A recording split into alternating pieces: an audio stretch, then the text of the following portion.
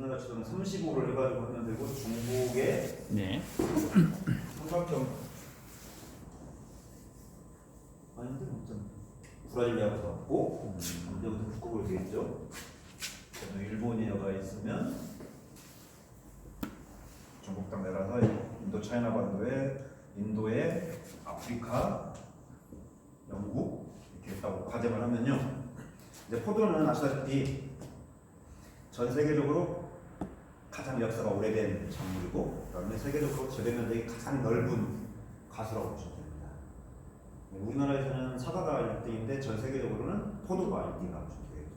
그리고 여기 적도가 지나가다 보면 포도 원산지는 북방구에 남방구에 포도가 있고 이쪽 유럽부터 미국까지 해서 북방구에 원산을 두고 있는 작물입니다. 우리나라에도 있죠. 포도 자원이 머루종. 네.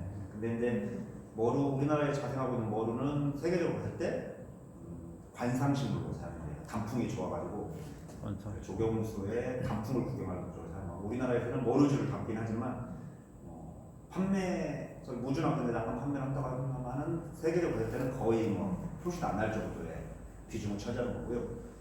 이 지도를 그린 이유가 포도를 알려면 그 조상을 알아야 돼요. 근데 여기 미국 북부 쪽에 미국 쪽 우리나라 이쪽에도 동북아 쪽에도 있고 중국에도 있고 무슨 아프리카도 있고 북방계는 다 포도가 많아요.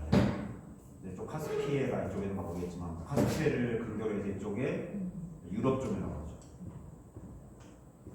구주종이라고 하죠. 구주종.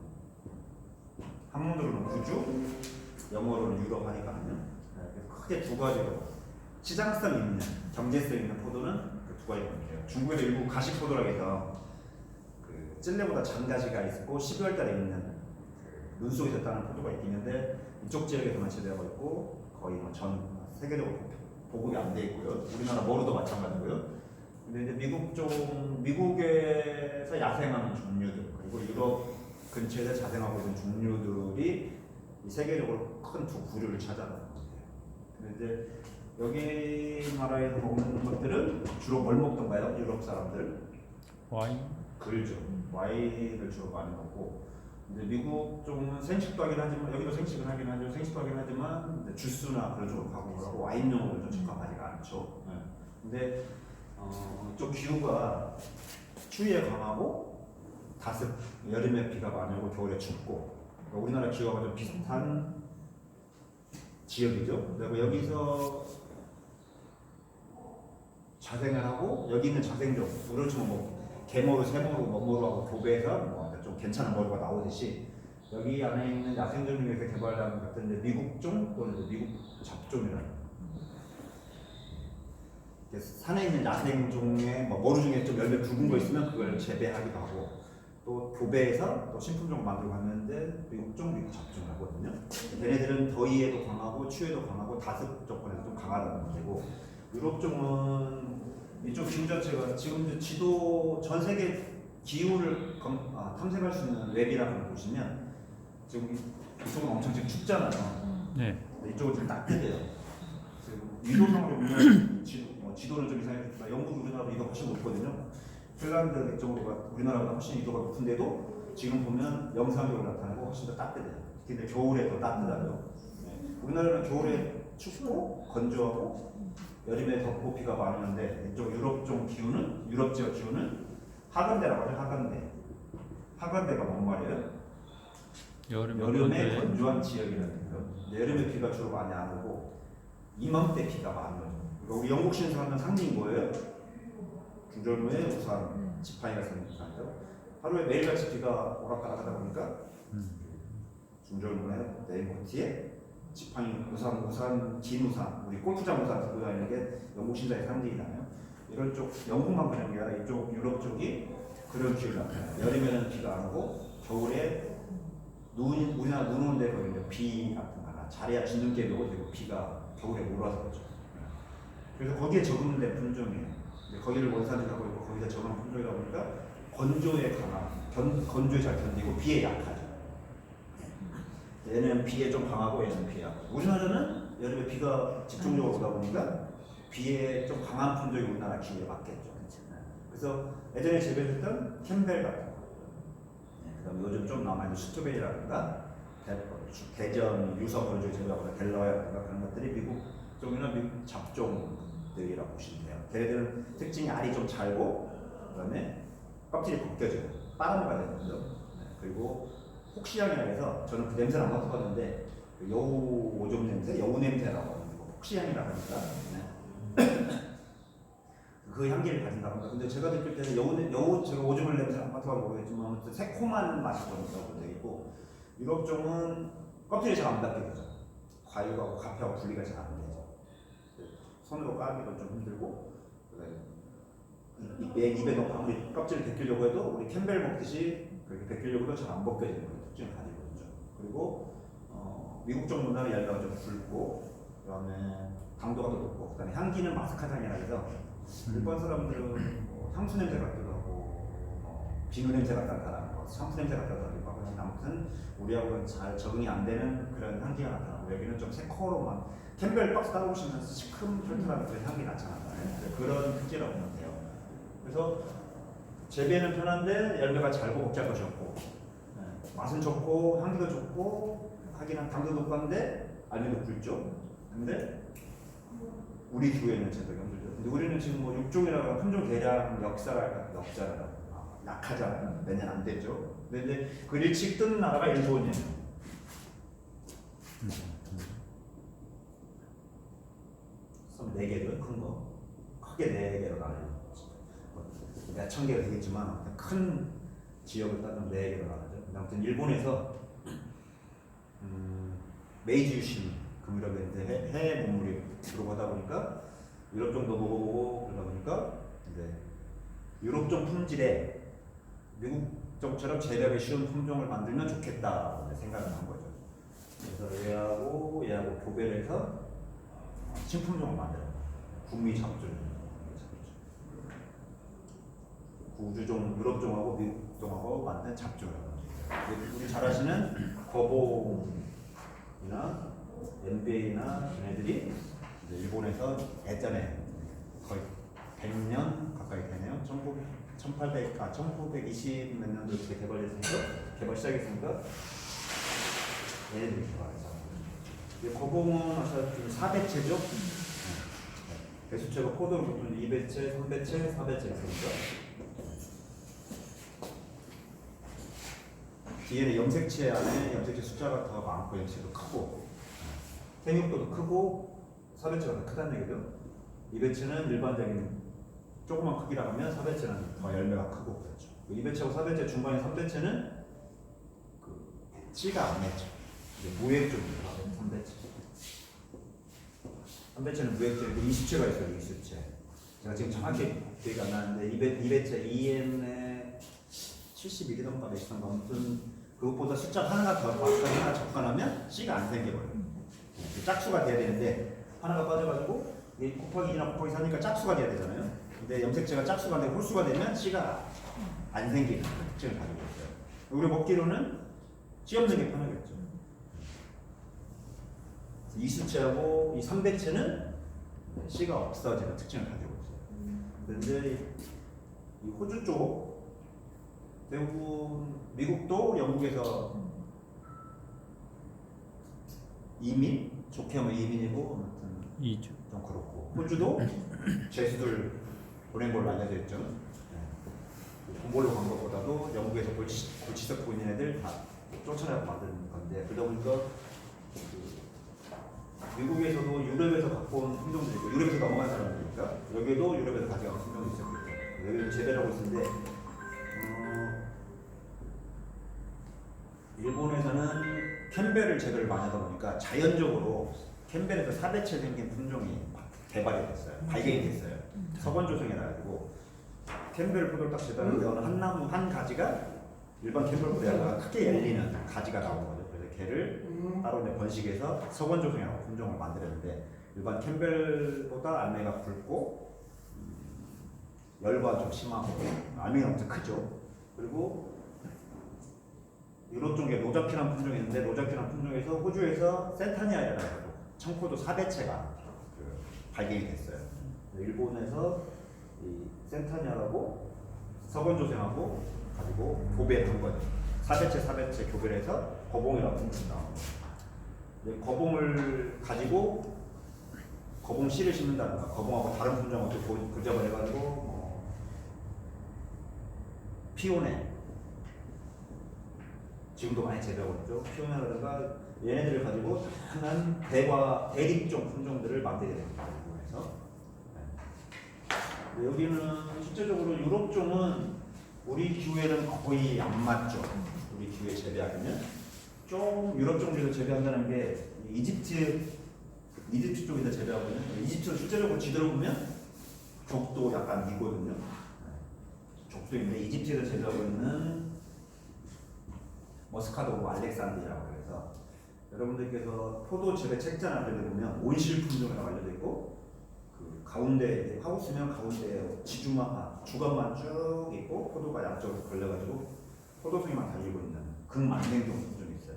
근데 얘는 2000년이 넘는 그러니까 예수님 시절에도 재배됐던 품종이거든요. 근데 걔는 아직도 재배되고 있는 거예요.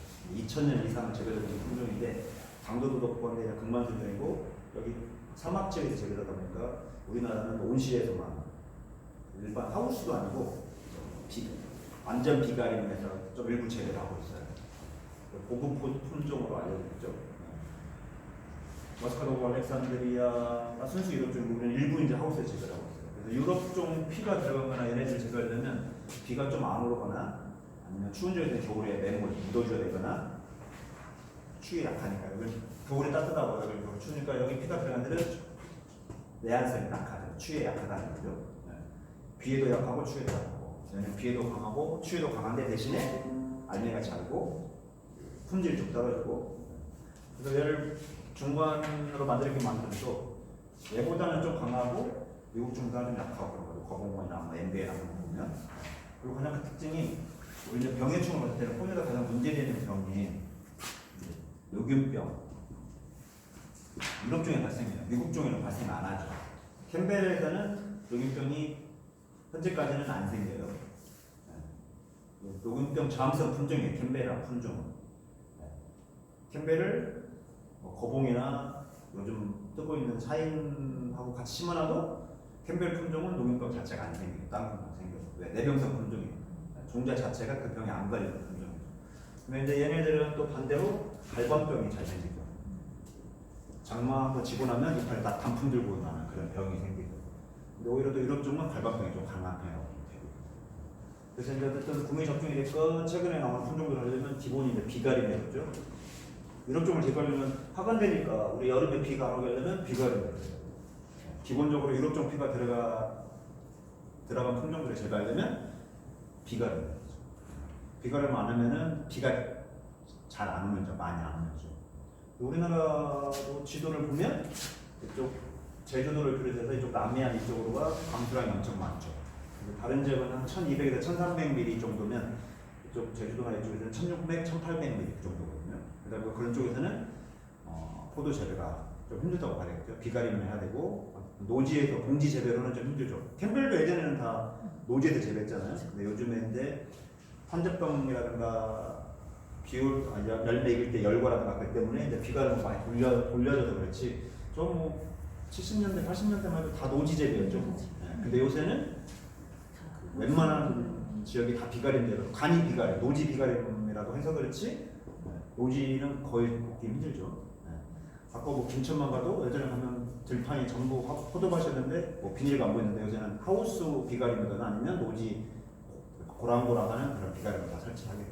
그래서 수확기에 비를 맞아서 열과를 예방하고 병도 좀 덜 생기게 하고 그런 목적으로 이제 비가림을 재배를 하죠. 원산 이주에 맞춰서 하는 거죠.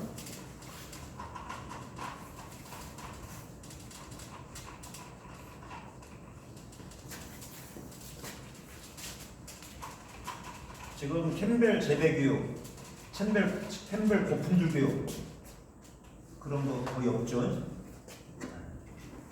예. 맞아. 그전은 네. 일반 지도기관이나 그런 데서 뭐 캠벨에 대해 교육하는 그런 기관 없었거든요. 왜 수요가 없으니까. 교육생들 말 그대로 농민들이 캠벨은 그냥 교육 안 받아도 옛날부터 몇십 년씩 해왔기 때문에 해도 됩니다. 근데 이제 최근에 나온 신품종들 같은 경우는 경험을 안 해봤으니까 교육을 받고 싶어. 그래서 뭐 내일 모레면 새 연구 설계 교육을 시군단을 하겠지만 포도 작목반이나 포도 연구모임이나 그런 단체에서 교육을 요청할 때도 가능하면 뭐 샤인이나 돈 되는 거나 아니면 식품종이나 그런 데들로 교육을 받고 싶어 하지 캠벨 교육 해달라는 단체나 그런 데는 아마 없을 거라고 생각해요. 네. 근데 이제 지금 최근에 이슈가 되고 있는 게 샤인이죠. 네. 잘 아시다시피 작년까지는 묘목도 잘 팔고 열매도 잘 팔았어요. 근데 이제 올해는 올 가을이지만 올 봄까지 잘 팔았어요. 저장한까지. 근데 올 가을 수확된 묘목하고 올 가을에 생산된 포도 열매는 작년하고는 다른 상황을 띠고 있죠. 뭐 경제적인 부분을 떠나서도 어쨌든 이제 엄청 물량이 많이 늘어나서 풍수출하게 되기도 하고 가장 큰 원인은 제가 봤을 때 미숙과 출하, 그다음에 생산량 증가, 경기 침체로는 소비 감소. 다 몰렸구나. 덜 먹잖아요. 네. 밥하고 김치는 먹어야 되지만 뭐 과일은 안 먹어도 안 죽으니까. 네. 근데 밥 안 먹고는 못 사니까 밥은 먹어야 되고 아무튼 과일은 좀 덜 먹겠죠. 네. 그리고 특히 과일이란 게 아시는 얘기지만 우리나라가 좀 많이 소비하는 나라에 속하긴 합니다. 세계적으로 봤을 때 뭐 생선은 전 세계 1등이고 과일도 그래도 상위권에 들어가요. 근데 전체적으로 봤을 때 우리나라 인구가 몇 안 되잖아요. 2천만 정도밖에. 근데 생산량이 보면 조금만 혼수가 되면 모든 작물이 과일뿐만 아니라 모든 작물이 폭락되잖아요. 좀 적으면 가격이 올랐다가 수입도라고 그러고 좀 많이 추가되면 가격이 하락되는데 어쨌든 이거는 국가 차원에서 좀 생산량 줄이세요 해도 안 하죠. 네. 한쪽에서는 줄일지 모르겠지만 나는 남겨놔야 내가 돈을 벌 수 있으니까 못할 것이고 네. 소비 감성은 뭐 나라는 또 못하죠. 네. 특히 이제 사인이나 과일 같은 경우에 본인 먹으려고 과일 사는 우리 아버님 나 먹으려고 과일 산 적 별로 없으시잖아요. 그죠? 솔직히 말씀드립니다.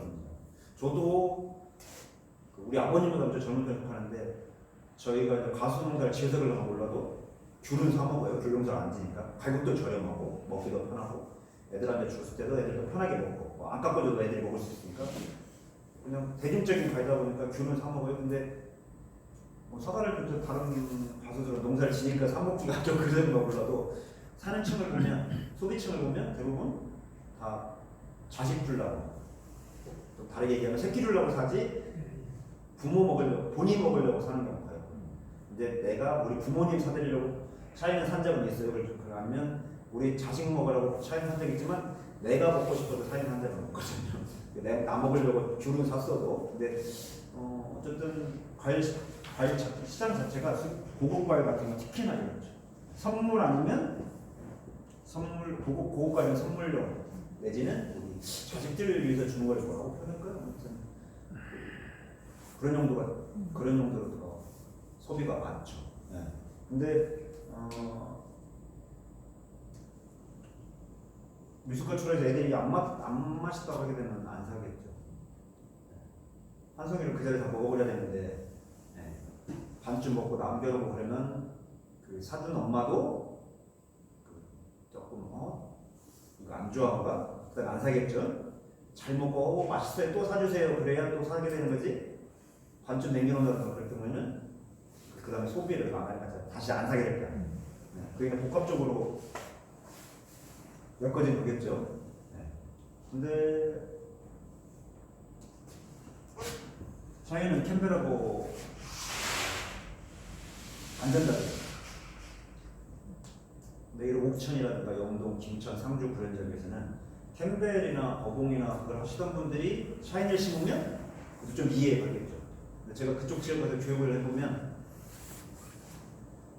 품종 갱신이죠. 기존에 포도 재배하시는 분들이 좀 고급 품종, 좀 비싼 품종으로 바꿔서 재배하시는 분들 같으면 기본 노하우가 축적되니까 접근하기가 쉬운데 포도도 모르시는 분들이 포도가 돈이 된다고, 샤인이 돈이 된다고 지원받아서 내지만 자기 돈 투자해서 하우스 지어가지고 포도 심는 분들을 많이 봤어요. 네, 특히 이제 뭐 전라도나 뭐 경남이나 뭐 전남이나 그런 데 보면 포도 주산단에서 심었다고 하면 그러는 열 텐데 포도 주산단에는 하우 벌판에 그 양반만 혼자 샤인을 마시고 하는 거죠. 관자가 안 되고. 근데 샤인은 2배째요. 2배째. 개수치로 보면 2배째고 유럽 종에 가까운 구미 잡종이에요. 근데 일부 자료에 보면 유럽 종이라고 합니다. 유럽 종 특성을 가지고 있거든요. 가장 큰 게 뭐였지 아까? 껍질이 안 껍질이 안 벗겨져. 벗겨져요. 네, 미국 종들은 껍질이 벗겨지는데 얘는 껍질이 안 벗기다 보니까 얘는 유럽 종이다 추측을 하는 거죠.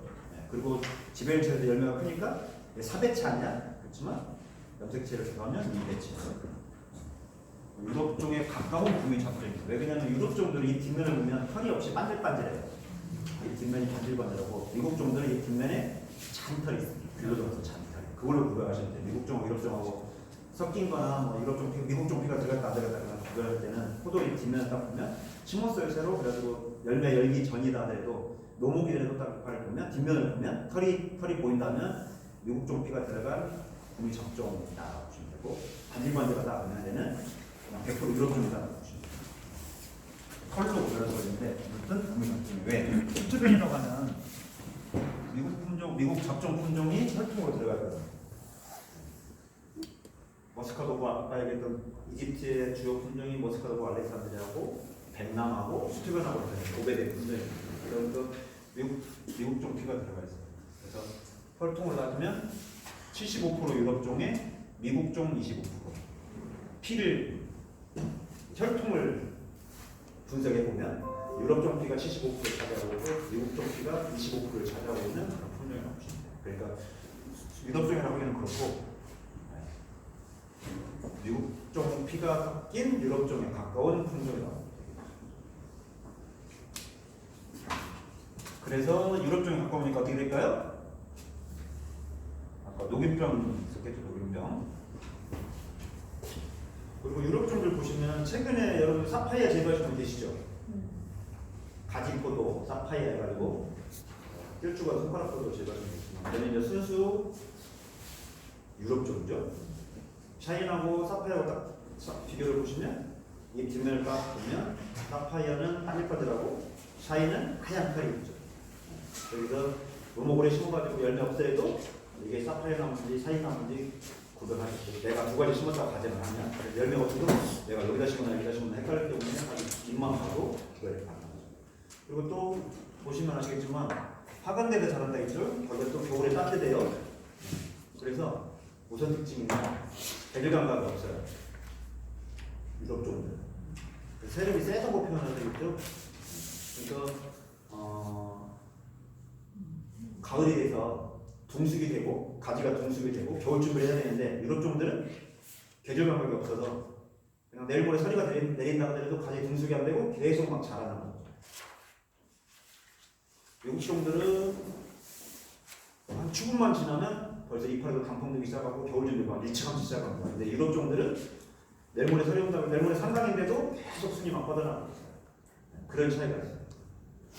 왜? 원산지 자기 특성이 자기 조상부터 혈통 자체가 계절 감각이 없는 말입니다. 우리가 뭐 비유를 하자면 겨울에 닭이나 오리들이 맨발로 다니니까 우리 애들도 양말 안 신고 한겨울에 맨발로 다니는 거랑 마찬가지로 부모님 봤을 때는 그래서 동상 걸린다고 걱정하실 때지만 계절 감각 없는 거죠. 말 그대로 철없는 거죠. 철없는 유럽 쪽으로 세력이 엄청 강해요. 우리가 어떻게 될까? 세력 조절이 되게 힘들죠. 세력이 강하다 보니까 어떤 거 있을 때 착과가 잘 안 되죠. 가을 동식이 되면서 화분화 되면서 겨울 준비 내년에 겨울 준비하고 그걸 해야 되는데 계속 자라기만 하니까 꽃 만들 생각을 안 하고 속만 먹고 자라는 거예요. 세력이 잘해서 화방이 잘 안 나오니까 착과를 안 돼요. 저는 유럽 종들 보면 사파이어 어떤 분들 뭐 재배 성공했네 하고 사진 보면 그 포도송이가 드문드문 그리고 뭐 2년차 되면 수세 안정시키고 잘 키운 사람은 송이수 뭐 10개, 20개 관리겠지만 한 주 송이 달리는 분들이 많죠. 청년대 심었을 때 요새는 내한정 약에서 다뭐 캐내고 없애고 수도 있지만 근데 이런 게 있어요. 한쪽에서는 캐내면 한쪽에서는 또 심어요. 왜? 여기 계신 분은 이분이 캐냈다는 얘기를 못 들었어요. 그죠? 이 동네에서는 안 심죠. 여분들이 캐냈으니까 저 뒤에 세 분은 우리 동네에서는 사파에 캐냈으니까 새로 심은 분 안 되겠지만 다른 지역에서는 이쪽에서 캐냈다는 얘기가 못 들었기 때문에 새로 심어요. 지금도 사파에 심는 사람이 있어요. 네. 그런데 사파에 심었던 지역에서는 정신 나가. 그걸 왜 심냐고 모르겠지만 그 정보가 없는 사람들은 심을 수밖에 없잖아요. 그 사람들 봤을 때 신품종이거든요. 그래서 그 특성을 알고 접근해야 되겠죠. 저희는 아무튼 녹이병에 걸리기도 하고 내한성이 캠벨이나 거북이나 보다는 더 약하겠죠. 그리고 세력이 강하. 과피 분리가 어렵죠. 과피 분리가. 그래서 껍질째 먹어야 돼요. 근데 요새 수입 포도들을 보면 수입 포도가 연종 들어요. 92년도인가 그때 우루과이랑 할 때 포도는 우리나라 포도 안 나오는 계절에만 수입을 하고 우리나라 포도 들어올 때는 수입을 하지 말자고 했었거든요. 근데 지금은 포도가 연중 들어옵니다. 네. 근데 수입 포도들의 대부분이 과피 분리가 안 되는 품종들이에요. 처음에 우리나라에 수입됐던 포도가 레드글로거든요.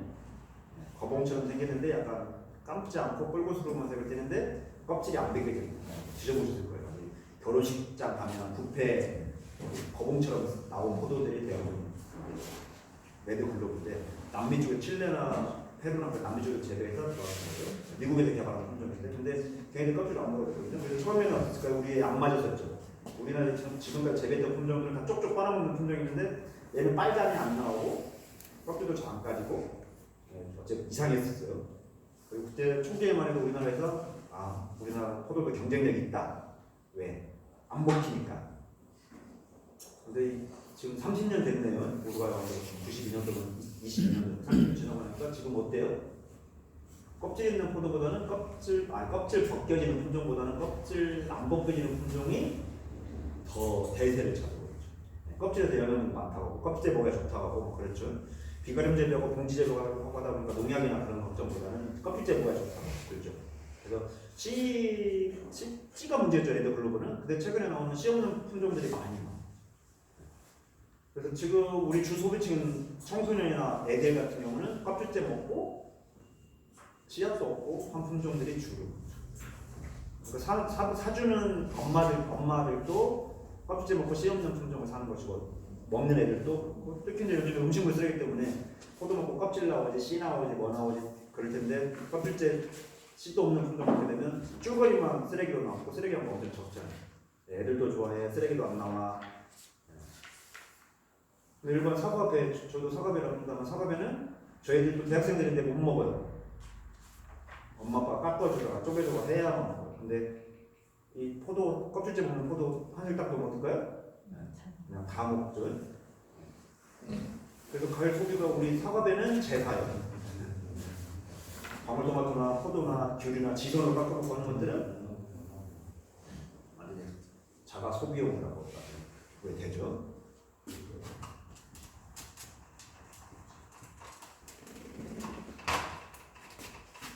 저희는 아시다시피 일본에서 육성한 품종이고요. 최근에 품종들 보면 일본에서 육성한 품종들이 주를 이룹니다. 지금 사과, 오늘 주품종이 뭐예요? 국광이요?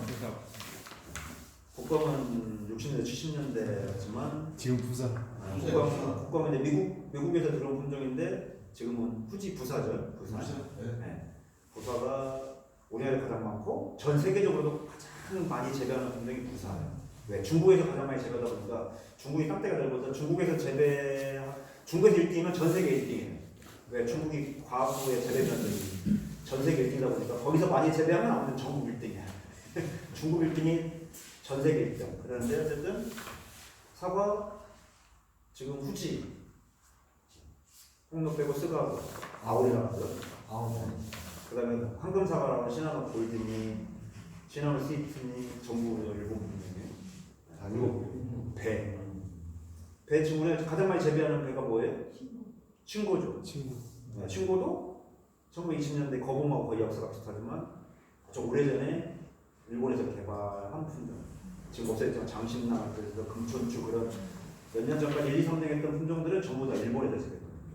지금 우리나라에서 이제 좀 뜨고 있는 거가 아니라 뭐 황금배니, 화산배니, 뭐 원암배니 그런 정도가 우리나라 개발한 거고 다 일본 거죠.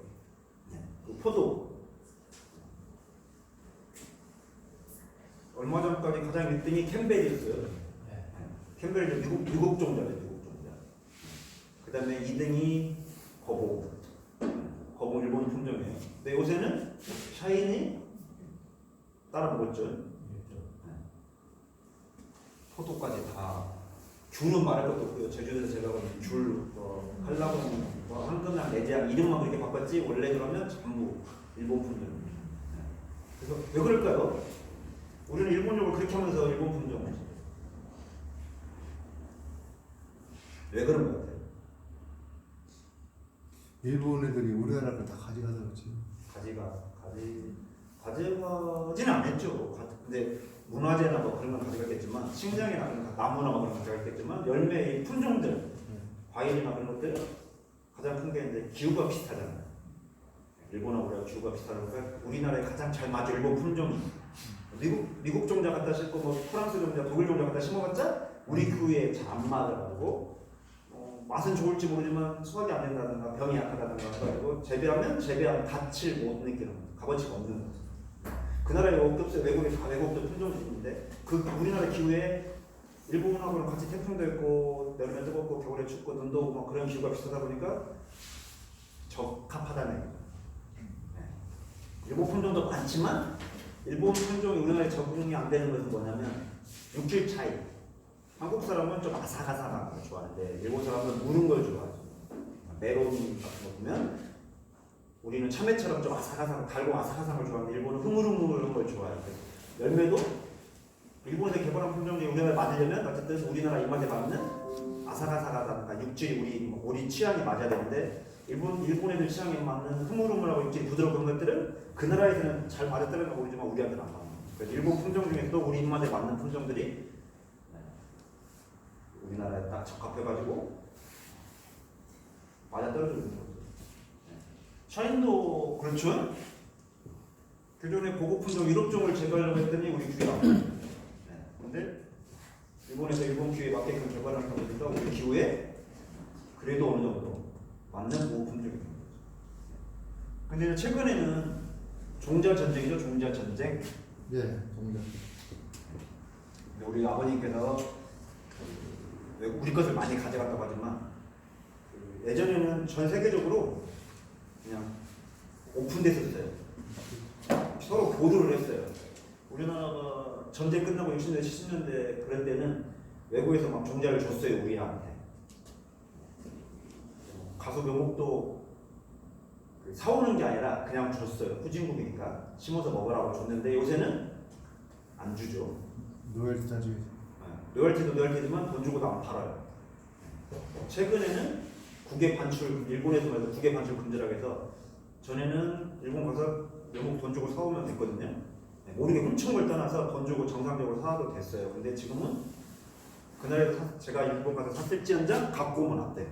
제 돈 내고 살 수는 있어요. 근데 전에는 사고 갖고 와서 검역해서 경리재배에는 판매하거나 증식하면 됐는데 요새는 가서 사도 갖고 나올 수가 없는 거죠.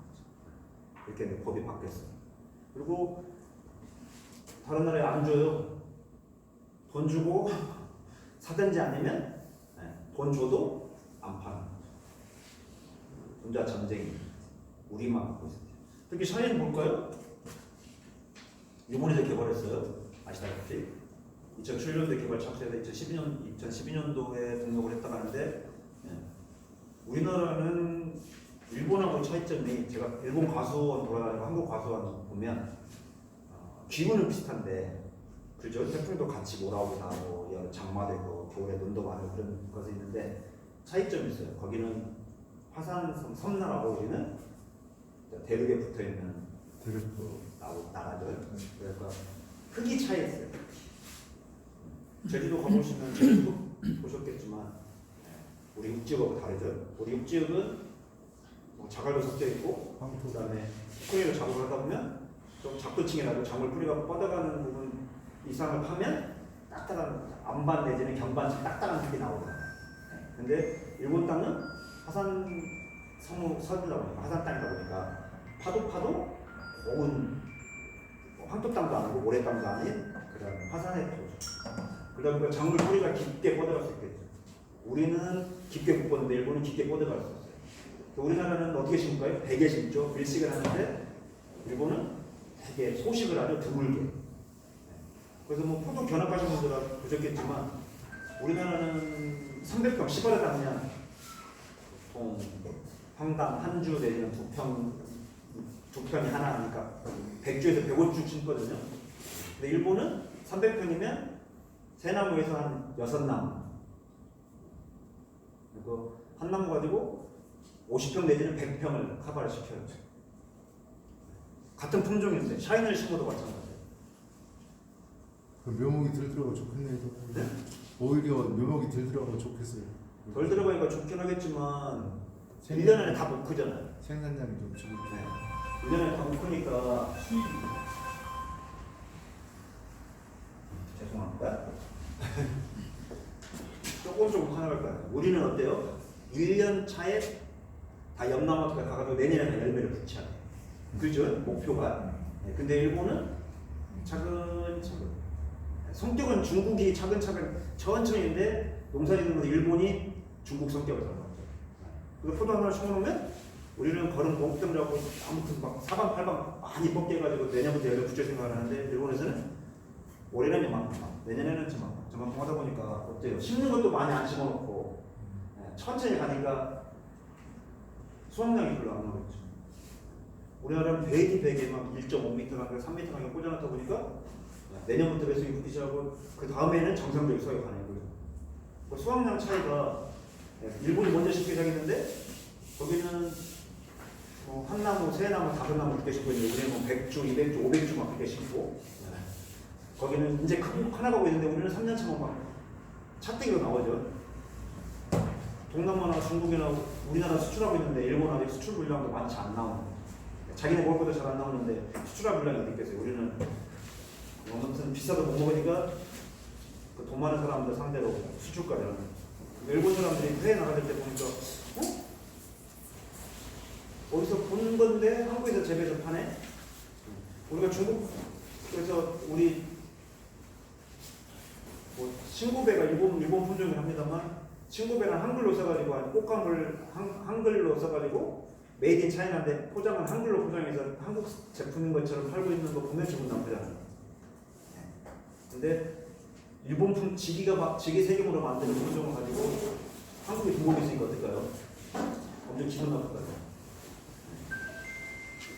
거기에 불을 붙인 게 2018년도를 평창 동계올림픽 때 컬링 선수가 한국 딸기를 먹고 뭐 맛있었네.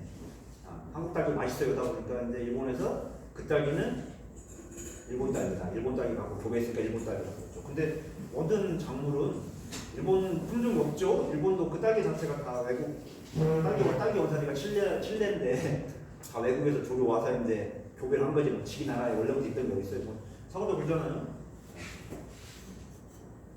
대부분 가수들이 다 외국에서 유전자하고 갖다가 교배해서 만든 거다 보니까 그 말이 안 맞는 거죠. 어쨌든 따지고 보면 일본 품종을 갖다가 교배해서 지금 뭐 선양이 됐건 뭐가 됐건 했어요. 근데 아무튼 우리나라에서 만들기 때문에 그 품종 주권은 우리가 되는 거고 원조가 되죠. 원조 따지고 보면 일본 것도 아니죠. 따지면 칠레 거고 그렇게 되다 보니까 일본 거로 볼 수 없겠지만 아무튼 지금 선양은 우리나라에 개발된 품종이죠. 그러면서 일본 거라고 주장을 했어요. 그리고 여러분 체리 양양구 요즘 뜨고 있죠. 근데 일본에서 개발한 체리 품종 중에 일본 체리가 일본 기후에 맞게끔 개발한 품종들을 주로 많이 심어요. 우리나라는 외국에서 재배하고 있는 수출용, 수입용이죠. 외국에서 들어온 새카만 체리를 어떻게든 도입해서 우리나라에 재배하려고 하고 있거든요. 근데 일본에서는 재배 보니까 이 검정 체리는 열과도 많고 일본 기후에 안 맞은 거죠. 그래서 일본 자체적으로 품종을 개발한 일본 기후에 맞는 품종들을 개발해서 미리끼리 한 품종들.